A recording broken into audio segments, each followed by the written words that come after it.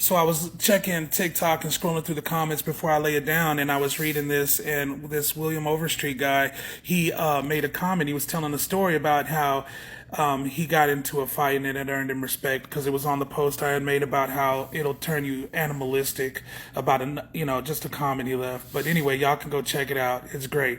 The story is in there. So, but anyway, I'm responding to this comment in particular where he says, he got into the fight with the guy, but he told the sergeant that his shirt got ripped on the cage in the rec yard, causing him to fall. He says he got lots of respect from that day on, and the SSI tried to even say that he saw me fall, but he's talking about, running off in the cell and putting it on somebody, but he told the sarge, like, well, my shirt caught on the fence and it ripped and I fell, and that's why I'm a little dinged up, But at the unit that I worked at, oh my God, at the unit that I worked at, everything was a basketball injury, right? So a guy, runs up to the desk or runs up to the boss and he's like, boss, I need to go to the infirmary or something, he's like, and he'll have like 37 puncture wounds like under the armpit and the rib and the neck, and you'll be like, my God, what happened? And he'll say, well, I was playing basketball. I swear to God, everything out there was an injury from playing basketball, right?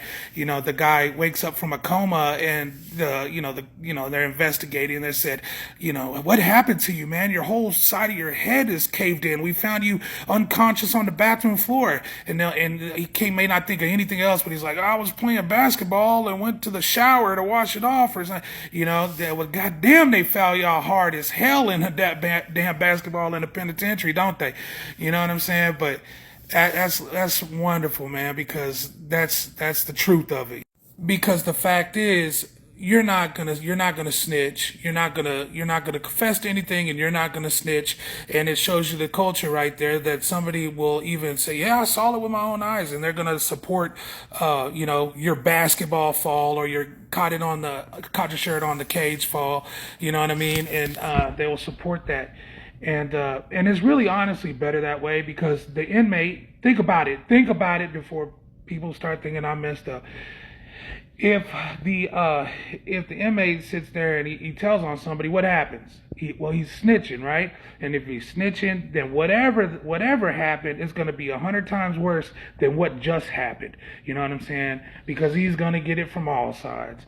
And let's be honest. Y'all tell me. How many if you had 10 correctional, let's do another little survey, right? Like, so if you had 10 correctional officers there and you come in bruised up and stuff like that, and a correctional officer says, well, what happened?